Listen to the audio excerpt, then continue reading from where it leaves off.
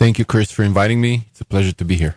As a diplomat representing the state of Israel, it is an interesting position, I can only imagine. But representing the state of Israel, you must face issues that a nation, the U.S. State Department, won't have to deal with some of the issues. What are things that you have to deal with as Consul General that your counterpart in Israel does not have to deal with? Your American counterpart. Well, I think the pace of events, that's one thing. There's never a dull moment. Mm-hmm. The second thing could be the magnitude. We are a very small service compared to the U.S. Embassies and consulates. I have excellent relations with my counterparts when I serve in other countries.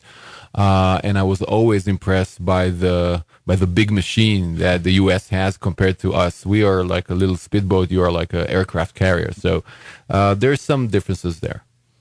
Just yesterday, the senior senator from Montana, Senator John Tester, spoke with the Israeli ambassador regarding the P5+1 nuclear agreement made with the Iranians. Were you aware of that conversation? Yes, I was aware of that conversation. I spoke to the ambassador before. I spoke to the ambassador after the conversation. I learned it was a good conversation. A lot of questions were asked. I hope the answers were given, presenting our position. And hopefully the senator got all the answers that he was looking for. And I know that it will be hard work for him to make up his mind and decide which way he wants to vote on this. The topic I'm working towards is the Iranian nuclear agreement that is in place. So Prime Minister Netanyahu said it's probably the worst decision in recent memory. Why the opposition? Because you listen to President Obama, who's going to be speaking just less than an hour from now at American University, trying to sell it to the American people and convince members of Congress here, saying that it's a good thing. And there has to be the truth somewhere in between. But what is the Israeli position officially? Well, I first of all, I want to say that I'm sure that the president and the leadership of this country wants the best. Mm-hmm. Nobody wants to do harm. I'm sure of it. But I think the big difference lies in two things. One is the time frame that they look at. And the second thing is hope. I will call it hope. And I will explain. Time frame means that if there is a postponement of the deal for now, I think the American president thinks that's a good thing, and we agree. Postponing the Iranian deal is a good thing. But, and here comes the but, this agreement, not only that it prevents Iran from getting a nuclear weapon, it actually paves the way for Iran to get a nuclear weapon in 10 and 15 years. So this is the time frame that we differ on. For us, 10 to 15 years as a nation is a blink of an eye. Perhaps for presidency, 10, 15 years is a lot of time. So having a nuclear program in place that in 10 to 15 years, in 10 years, the Iranians will be free to spin as many centrifuges as they want. In 15 years, they'll be allowed to stockpile as much as they want. That is not preventing Iran from reaching a bomb. That is postponing it. Now, the second part is, as I mentioned, the hope.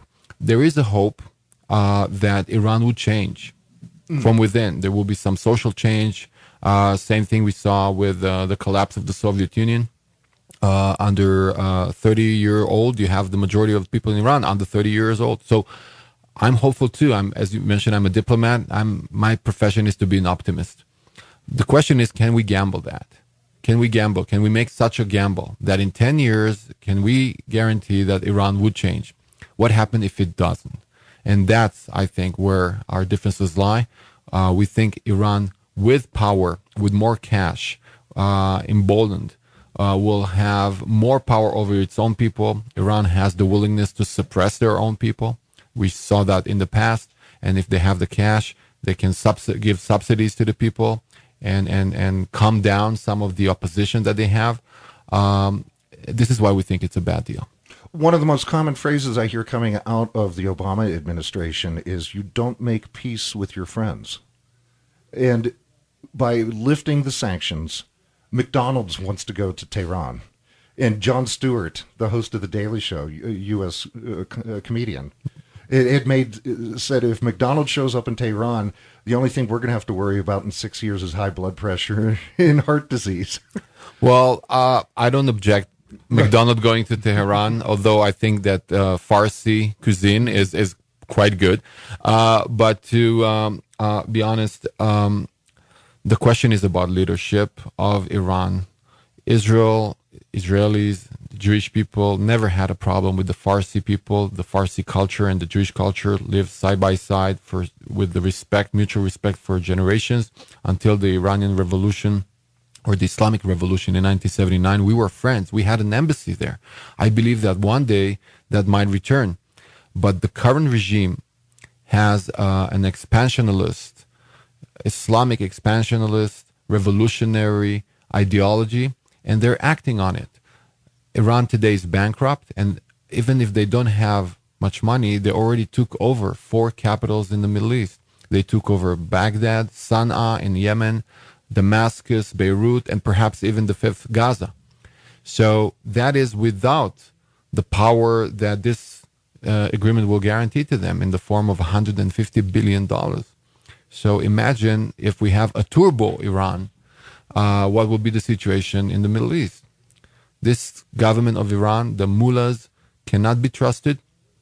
Even on the day that the agreement was signed, we saw rallies calling for death to America, death to Israel in Iran. So, not every marriage really works, but at least on the night of the wedding, would you not say that you want to kill your bride? So it shows intentions. There is no good intentions on the side of the mullahs. It is 1450 KMMS, 1340 KPRK. Joining me in studio, Dr. David is Israel's Consul General of the Pacific Northwest. There seems to be some tension between the United States and the nation of Israel. Is Prime Minister Netanyahu's comments directed toward a domestic Israeli audience and being taken out of context or overplayed in Western media here in the States?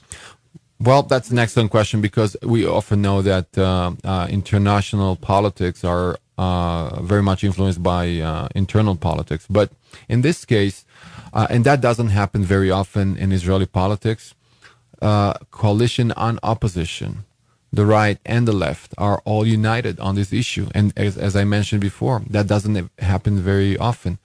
In addition to that, and that happens maybe once in a century, Israelis and Arabs in Egypt, in Jordan, in Saudi Arabia, in the Gulf states, they're all united on that. So the last time we agreed on something was 100 years ago, when we agreed that it's time for the Turks or the Ottomans to leave the area. Right. So if people who live in that area all feel the same way, maybe it's a good idea to listen. Do you mind if I switch topics just for a second? Yes. I would the position of the nation of Israel, the state of Israel regarding, I don't know if we're calling them ISIS or Islamic State, but I think Islamic State is much more in vogue. How concerned is Israel about Islamic State? We are very concerned about it, because we've seen them gaining a lot of ground and a lot of influence east of our borders. Mm-hmm. We would not like to see them next to our borders. We're talking about a very murderous organization, mm-hmm. Sadistic organization that, under the cover of Islam, is leading a journey of death. And we hope that they will not be successful. Is the United States doing enough to reduce and combat the Islamic State at this time? Well, I think in order to realize or to assess if you are doing enough to solve an issue, you have to understand where the issue stems from. In this case, I think the failing regimes of the region, the failing Islamic regimes that were in the region, the nation states, the Arab nation states, Syria, Iraq, Lebanon, the whole area. For decades, we had leaders over there who were failing their own people, did not bring economic prosperity, did not bring equality to men and women, did not bring equality to minorities, suppressed their own people. So corruption, of course. And there was a disappointment with that form of government, a kind of a more secular, tyrant, nation state structure. And when you're disappointed with something, you're looking for something else. And one of the things that you're very much looking for in the Middle East is your honor. People felt that they don't have the honor. They don't have the ability to support their families, which is a sign of honor over there. So they were looking for something else. And when looking for something else, they turned to more basic instincts. And the basic instincts are tribe, our sect, our religion. And with those basic instincts, you know, when you decide you want to change something, then when somebody's offering you an opportunity, an alternative, you may follow. And this is what's happening. A lot of young people are following somebody who's promising them to restore their honor as Muslims, as Arabs. And unfortunately, they're doing it in a very deadly way. Is it because of the vacuum of power in the region left by the U.S.-Iraq war? Because even though I think we all can agree Saddam Hussein and his regime was a very, very bad thing, but at least to provide a center of balance or a fulcrum of balance. And with that removed, it allowed the rise of the Islamic State. Well, I think Saddam Hussein did have an iron claw, and he curbed down on any attempt against his regime. But if we look further and we see what's happening in Libya, what happened in Libya, what happened in Tunisia, where Islamic Party took over, when we saw the turmoil in Egypt, when we see what's happening in Syria, where Saddam Hussein did not have any control, what has been going on for years in Lebanon, my estimation is that this was an inevitable process. This collapse of the structure, the old structure of the nation state, the Arab nation state, was inevitable just because of bad performance. And the return to more basic instincts, as I mentioned, with Saddam, without Saddam, it may have taken longer. But I don't believe that the U.S. is to be blamed for the rise of ISIS.